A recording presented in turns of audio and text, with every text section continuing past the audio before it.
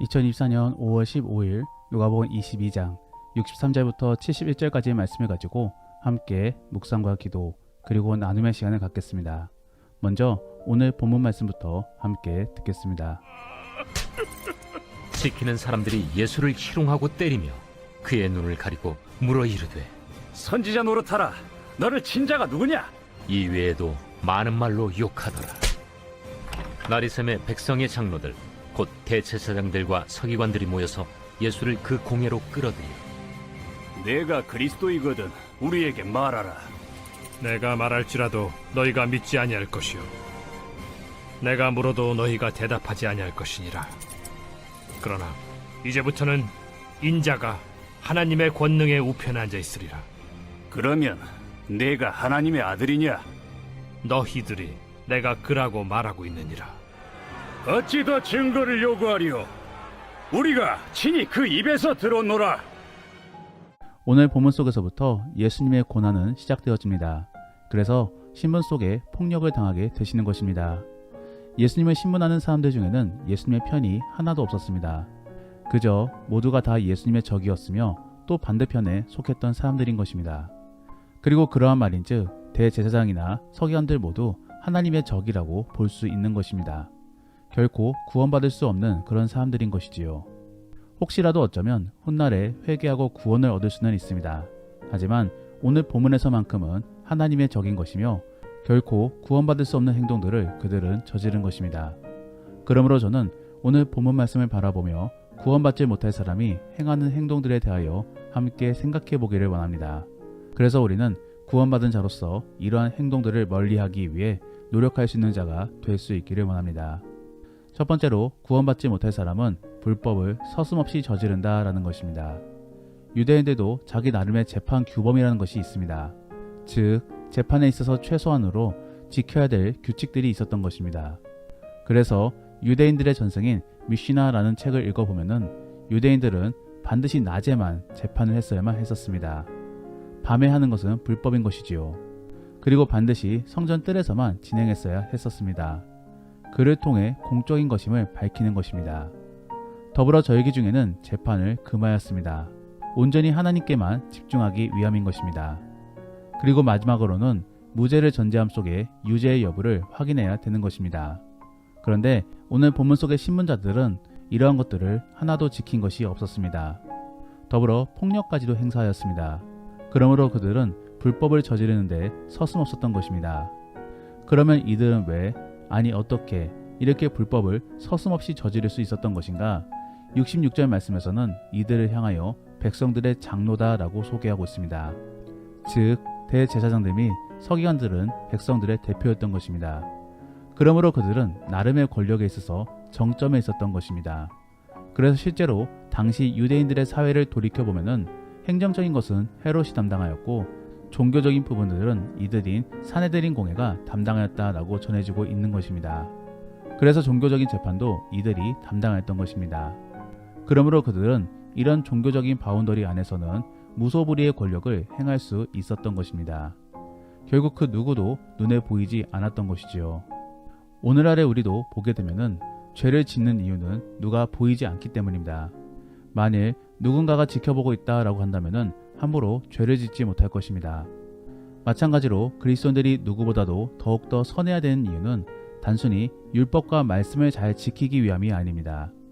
함께 하시고 또 지켜보시는 하나님을 의식하기 때문에 죄를 지을 수 없는 것입니다. 그러므로 만일 교회를 다님에도 불구하고 죄를 서슴없이 저지르고 있다라고 한다면은 결국 어떻게 되는 것입니까? 바로 하나님을 의식하지 않는 그런 삶을 살아가고 있는 것입니다. 그리고 그러한 삶은 결국에 하나님으로부터 멀리 떨어진 삶인 것입니다. 사랑하는 성도 여러분, 우리가 경계해야 될 태도 중 하나는 하나님을 멀리하는 태도인 것입니다. 그리고 그러한 모습 속의 실질적인 모습은 하나님을 의식하지 않는 모습인 것이며 또 그러함으로 죄를 아무렇지 않게 저지르고 있는 것입니다. 우리는 과연 어떠한 마음 속에서 살아가고 있는지를 살펴볼 수 있기를 원합니다. 그래서 하나님을 제대로 의식하고 살아가고 있는지 아니면 주일이 되어서야 비로소 하나님을 한 번쯤 생각하고 있는지를 한번 생각해 볼 수 있기를 원합니다. 물론 이 말씀을 듣는 분들은 최소 하루에 한 번 이상씩은 생각하기에 이 말씀을 듣는다라고 생각합니다. 하지만 그것만으로는 부족할 수 있습니다. 우리는 더 많이 하나님을 의식해야 됩니다. 그러므로 기도가 생활화가 될 수 있기를 원합니다. 그래서 모든 일의 처음과 끝에 기도하기를 원하고 또 시간이 남을 때마다 계속적으로 하나님께 기도할 수 있기를 원합니다.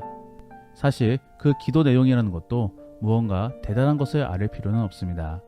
되게 경건한 것을 전할 필요도 없습니다. 그저 나의 마음을 하나님께 아뢰고 또 지금의 상황 속에 하나님이 원하시는 것이 무엇인지를 물어보는 정도만 해도 괜찮습니다. 정말로 그러한 가벼운 기도를 자주 함으로 기도가 생활화가 될 수 있기를 원합니다. 그래야만 우리는 언제나 하나님을 의식할 수 있고 또 죄를 덜 짓게 될 것입니다. 두 번째로 구원받지 못할 사람은 말씀에 대한 이해가 부족하므로 하나님을 잘 모른다라는 것입니다. 오늘 본문에서는 64절 말씀에 예수님을 선지자로 생각하면서 그에게 누가 때렸는지를 맞춰보라고 전하고 있습니다. 이게 무슨 애들 장난도 아닌 것이고 예수님을 점쟁이로 취급하고 있는 것입니다. 즉 그들은 선지자에 대하여 바르게 이해하고 있지 못한 것입니다.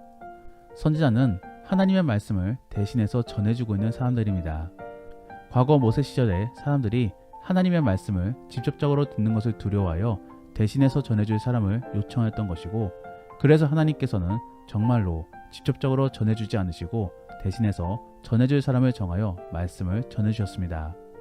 그러한 부분 속에 선지자의 개념이 흘러나오게 된 것입니다.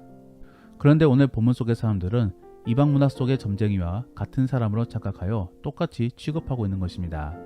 그러므로 진정한 하나님의 아들이신 예수님을 욕보이고 있는 것이지요. 말씀 깨달음의 중요성은 이들을 통해서만 알 수 있는 것이 아닙니다. 사실 대제사장들이나 서기관들 모두 말씀을 많이 알았던 사람들이었습니다. 그러므로 충분히 예수님을 메시아로 인식할 수도 있었을 것입니다. 하지만 그들은 전혀 그러한 생각을 품지 않았습니다. 결국 말씀을 알아도 지식적으로만 알고 있었기 때문에 예수님을 알아보지 못했던 것입니다. 우리는 이러한 사람들을 바라보면서 말씀의 중요성을 깨닫습니다. 결국 믿음은 말씀의 들음 속에 나타납니다. 다만 말씀을 많이 읽는다고 하여서 갑자기 믿음이 생겨나는 것은 아닌 것입니다. 그 들은 말씀을 가지고 상황을 해석하고 판단해야지만이 온전한 믿음이 생겨나는 것입니다. 그러므로 우리는 먼저 말씀을 알아야 되는 것이고 또 그 깨달은 말씀을 가지고 세상을 바라봐야 되는 것입니다. 여러분들은 말씀을 얼마나 많이 알고 계십니까? 그리고 그 말씀에 대한 지식을 세상 속에 적용해보고 계십니까? 아니면 말씀에 대해서 그냥 교회 생활을 위한 지식으로만 치부하고 계십니까? 우리가 말씀에 대해 어떻게 접근하고 있는지를 생각해 볼 수 있기를 원합니다. 오늘날의 한국교회가 많이 약해진 이유는 더 이상 말씀에 대한 강조가 없기 때문입니다. 그래서 성도들에게 말씀을 잘 가르쳐주고 있지 않고 또 성도들도 말씀보다도 교회 내에 어울리는 분위기에 더욱더 집중하려고 하고 있습니다. 그렇기 때문에 결국에 교회의 본질이 약해지고 있는 것입니다. 사랑하는 성도 여러분, 주 안에서의 교제도 분명히 중요합니다. 그런데 오늘날에는 말씀보다도 너무나 교제 쪽으로 많이 기울어져 있는 상황인 것입니다. 그러므로 이제는 말씀에 더 힘을 기울임으로써 다시 밸런스를 맞춰 나가야 되는 것입니다. 그러한 지혜가 우리 안에 임할 수 있기를 원합니다. 마지막으로 구원받지 못할 사람은 닫힌 마음을 갖고 있습니다. 즉 자기 신념과 자기 생각만으로 가득 차서 다른 이야기에 대하여 들을 여지를 하나도 남겨두고 있지 않은 것입니다. 그러므로 오늘 본문 속 신문에서도 예수님은 신문자들을 향하여 이렇게 말씀해주고 계십니다. 67절과 68절 말씀에 내가 말할지라도 너희가 믿지 아니할 것이요 내가 물어도 너희가 대답하지 아니할 것이라. 이게 무슨 말이겠습니까? 바로 그들은 예수님의 진실을 들을 생각이 전혀 없다라는 말인 것입니다. 그들은 오로지 예수님을 범죄자로 몰아갈 생각만 가득 차 있었습니다. 그러므로 진실을 받아들일 여지가 하나도 없었던 것입니다. 우리가 복음을 전할 때에도 비슷한 상황들이 있지 않습니까? 그래서 복음을 받아들이지 않기 위해서 온갖 철통 방어들을 할 때가 있는 것입니다. 더불어 교회 내에서도 자기의 신념이 옳다라고 생각하여서 다른 말을 듣기 거부하는 사람들도 분명히 있습니다. 그런 교회에서는 말씀의 능력으로 운영되기보다 행정 및 여론의 묘로 운영되어지게 됩니다. 그러면서 자연스럽게 정치적인 교회로 넘어가게 되는 것입니다. 우리는 그러한 시행착오를 겪지 않기 위하여 열린 사고방식을 가져야 되는 것입니다. 그리고 성경에서도 그러한 모습을 권장하고 있습니다. 그러므로 에스겔서 36장 26절 말씀에서는 새 영을 너희 속에 두고 새 마음을 너희에게 주되 너희 육신에서 굳은 마음을 제거하고 부드러운 마음을 줄 것이다 라고 전해주고 있는 것입니다. 부드러운 마음 및 융통적인 마음을 갖기 위하여 노력하고 기도할 수 있기를 원합니다. 그래서 저와 같은 경우는 상대방의 이야기를 많이 들으려고 노력합니다. 그리고 상대방의 동의 및 자문을 많이 들으려고 노력합니다. 우리 기독교에 있어 절대적인 원칙은 하나님에 대한 경외 및 예수 그리스도가 유일한 구원자이심을 믿는 것입니다.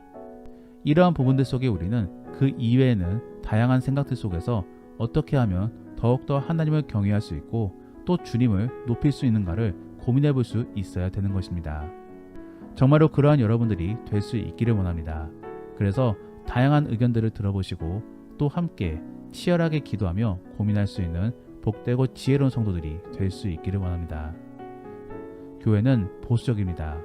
말씀을 지키기 위해서 어쩔 수 없이 가지게 되는 색채입니다. 하지만 그렇다라고 하여서 모든 것을 다 바꾸면 안 되는 것이 아닌 것입니다. 그러하기에 우리 교회는 세상 속에 있는 것이며 또 그 세상 안에서 함께 어울리며 빛과 소금이 되어줘야 되는 것입니다. 그러므로 말씀 외에는 무조건적인 것은 없는 것입니다. 바른 말씀에 대한 지식과 믿음 속에서 다양한 생각들을 가지기 원하며 또 나눔으로 하나님의 뜻을 잘 찾아갈 수 있는 복된 그리스도인들이 될 수 있기를 원합니다. 말씀을 정리합니다. 오늘은 예수님의 반대편에 있는 사람들을 통하여 어떠한 사람들이 예수님의 적이고 또 구원받지 못할 사람들인지를 함께 살펴보았습니다.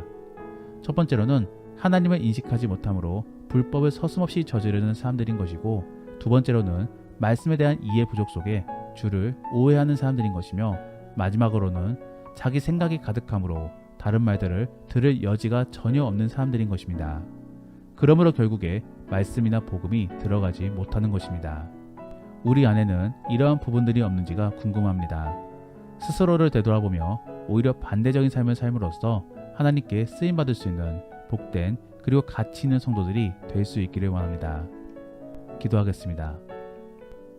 우리가 오늘 말씀을 생각하시며 함께 기도하기 원하는 것은 우리가 주를 인식함으로 선하게 살고자 노력하게 하시고 말씀을 가까이 함으로 더욱더 거룩한 삶을 추구하는 우리가 될 수 있게 하여 주옵소서. 그리고 우리에게 지혜를 주셔서 상황을 융통적으로 판단하게 하시고 또 온전히 하나님의 뜻을 잘 분별할 수 있게 하여 주옵소서. 그래서 주가 원하시는 것을 선택할 수 있는 우리가 될 수 있게 도와달라고 함께 기도하겠습니다. 더불어 오늘 본문 말씀을 가지고 믿음의 나눔이나 가정 예배를 드린다라고 하신다면은 내가 요즘에 계속적으로 하나님을 인식하며 살아가고 있는가를 생각해 보시며 하나님을 계속적으로 인식하기 위해서는 어떠한 모습과 방법을 취할 수 있을지를 함께 나눠보시기를 바랍니다. 그리고 내 안의 공감 및 경청을 잘하기 위해서는 우리가 어떠한 노력을 기울일 수 있을지를 한번 나누어 보시기를 바랍니다. 그러면 이제 주와 함께 깊은 나눔의 시간을 갖겠습니다. 오늘 하루도 주 안에서 승리하시기를 바랍니다.